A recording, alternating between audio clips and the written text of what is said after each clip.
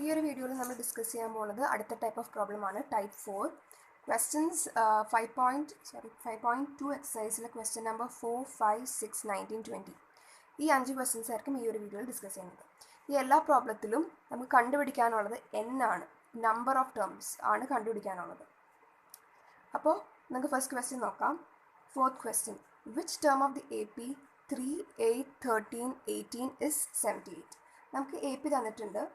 അപ്പോൾ കണ്ടുപിടിക്കാനുള്ളത് എന്താണെന്ന് വെച്ചാൽ 78 എന്ന് പറയുന്ന ടേം ഈ APയിലെ എത്രാമത്തെ ടേം ആണ്? n കണ്ടുപിടിക്കണം. n തന്നിട്ടുണ്ട്. അപ്പോൾ ഇതാണ് AP. നമുക്ക് ഇതിൽ നിന്ന് എന്തൊക്കെ കിട്ടും? First term of the AP a is equal to 3, common difference d is equal to 8 minus 3 equal to 5, and an ഏതോ ഒരു term an is equal to 78. ഈ n എന്താണെന്നാണ് നമ്മൾ കണ്ടുപിടിക്കേണ്ടത്. എത്രാമത്തെ ടേം ആണ് 78? നമുക്ക് ഫോർമുല അറിയാം. an is equal to a plus n minus 1 into d. Okay, values ഒക്കെ സബ്സ്റ്റിറ്റ്യൂട്ട് ചെയ്യുമ്പോൾ 78 is equal to a is 3 plus n minus 1 into 5. ഇനി ഇതിനെ മൾട്ടിപ്ലിക്കേഷൻ ആയതുകൊണ്ട് സെയിം സൈഡിൽ തന്നെ വയ്ക്കുക. 3നെ ഈ സൈഡിലേക്ക് എടുക്കുക. 78 minus 3, that is 75, is equal to n minus 1 into 5. Multiplication division ആയിട്ട് മാറും. 75 by 5 is equal to n minus 1. 75 by 5 is 15. So n minus 1 is equal to 15. Therefore n is equal to 15 plus 1. Minus 1 plus 1 ആയിട്ട് മാറും. That is equal to 16. അപ്പോൾ ഈ APയുടെ 16th term ആണ് 78 എന്ന് പറയുന്നത്. അടുത്ത ക്വസ്റ്റ്യൻ നോക്കാം. ഫിഫ്ത്ത് ക്വസ്റ്റ്യനിൽ 2 പാർട്ടാണുള്ളത്. അതിൽ ഫസ്റ്റ് പാർട്ടാണിത്. Find the number of terms in each of the following AP. 2 APs തന്നിട്ടുണ്ട്. അതിൽ ഫസ്റ്റ് AP ഇതാണ്. 7, 13, 19, 205. അപ്പോൾ ഈ APയിലെ ഫസ്റ്റ് ടേം നമുക്കറിയാം. a is equal to 7 ആണ്. b is equal to 13 minus 7 equal to 6. അതേപോലെ last term of the AP is 205. നമുക്ക് കണ്ടുപിടിക്കേണ്ടത് ഈ APയിൽ എത്ര ടേംസ് ഉണ്ട് എന്നുള്ളതാണ്. അപ്പോൾ ലാസ്റ്റ് ടേം 205 ആണെങ്കിൽ ഈ 205 എത്രാമത്തെ ടേം ആണെന്ന് കണ്ടുപിടിച്ചാൽ നമുക്ക് മനസ്സിലാവും ഈ ഒരു APയിൽ എത്ര ടേം. 205 ആണ് ലാസ്റ്റ് ടേം. അതുകൊണ്ട് 205ൻ്റെ n കണ്ടുപിടിച്ചാൽ നമുക്ക് എത്ര ടേംസ് ഉണ്ട് ഈ APയിൽ നിന്ന് മനസ്സിലാക്കാൻ പറ്റും. അപ്പോൾ an എന്തായിട്ട് എടുക്കണം? an is equal to 205. എന്നിട്ട് n-ൻ്റെ വാല്യൂ കണ്ടുപിടിച്ചാൽ മാത്രം മതി. an is equal to a plus n minus 1 into d. 205 is equal to 7 plus n minus 1 into 6. നേരത്തെ ചെയ്ത സെയിം പോലെ തന്നെ 208 minus 7, that is 198, is equal to n minus 1 into 6. Multiplication turns to division. 198 by 6 is equal to n minus 1. 198 minus 6 is 33. So n minus 1 is equal to 33.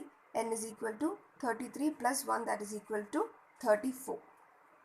അപ്പോൾ 205 is the 34th term of this AP. അതായത് ഈ APയിൽ 34 terms ആണ് ഉള്ളത്. ഇനി same തന്നെ അടുത്ത question ചെയ്ത് നോക്കാം. സെക്കൻഡ് ക്വസ്റ്റ്യൻ ഇതാണ്. AP is 18, 15, 1/2, 13. ലാസ്റ്റ് ടേം അതേപോലെ തന്നെ തന്നിട്ടുണ്ട്. അപ്പോൾ first term of the AP a is equal to 18. Second term തന്നിരിക്കുന്നത് നമുക്ക് മിക്സ്ഡ് ഫ്രാക്ഷനിലാണ് തന്നിട്ടുള്ളത്. അതിനാദ്യം തന്നെ കൺവേർട്ട് ചെയ്യണം. ഇതിനെങ്ങനെയാണ് നോർമൽ ഫ്രാക്ഷനിലേക്കായി കൺവേർട്ട് ചെയ്യുക? 15 into denominator plus the numerator. d is equal to 15 into 2 is 30 plus 1 is 31. അതായിരിക്കും നോർമൽ ഫ്രാക്ഷൻ്റെ numerator by same denominator. Okay, അപ്പോൾ സെക്കൻഡ് ടേം കിട്ടി. Minus first term -18. ഇനി ഇത് സബ്ട്രാക്ട് ചെയ്യണമെങ്കിൽ നമ്മൾ എന്ത് ചെയ്യണം? LCM കണ്ടുപിടിക്കണം. കോമൺ ഡിനോമിനേറ്റർ ആക്കാൻ multiply by 2. Okay, that is equal to 36 by 2. 31 minus 36 minus 5 by 2 ആയിരിക്കും d. സോ a കിട്ടി, d കിട്ടി. an is equal to minus 47. minus 47 എത്രാമത്തെ ടേം ആണ് കണ്ടുപിടിക്കണം. അതായിരിക്കും last term of this arithmetic progression. an is equal to a plus n minus 1 into d. ഇപ്പോൾ value substitute ചെയ്യുമ്പോൾ നമുക്ക് ഇങ്ങനെ കിട്ടും -47 is an is equal to a is 18 plus n minus 1 into d. ഇനി ഈ ടേമിന് അവിടെ തന്നെ വെച്ചിട്ട് 18 ഈ സൈഡിലേക്ക് എടുക്കുക. That is -47 minus 18 minus 65 is equal to n minus 1 into -5/2. ഇനി ഇവിടെ മൾട്ടിപ്ലിക്കേഷൻ ആണുള്ളത്. It turns to division.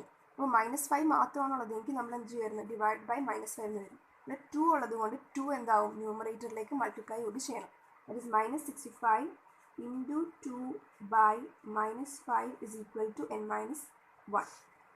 Negative positive ആയിട്ട് മാറും. 26 is equal to n minus 1. n is equal to 26 plus 1, that is equal to 27. അപ്പോൾ 27th term of the A P ആണ് -47 എന്ന് പറയുന്നത്. അതായത് ഈ എ പിയിൽ ടോട്ടൽ 27 ടേംസ് ആണ് ഉള്ളത്.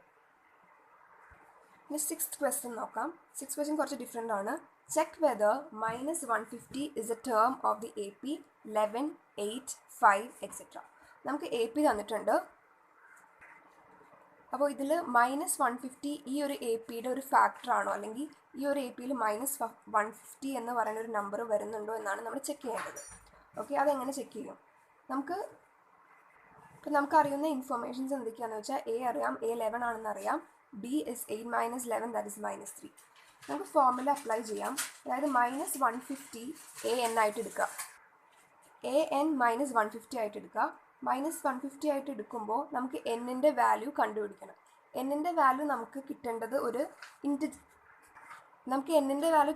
ഒരു നാച്ചുറൽ നമ്പറാണ്. അതായത് ഒരിക്കലും ഒരു ഫ്രാക്ഷൻ ആവില്ല n.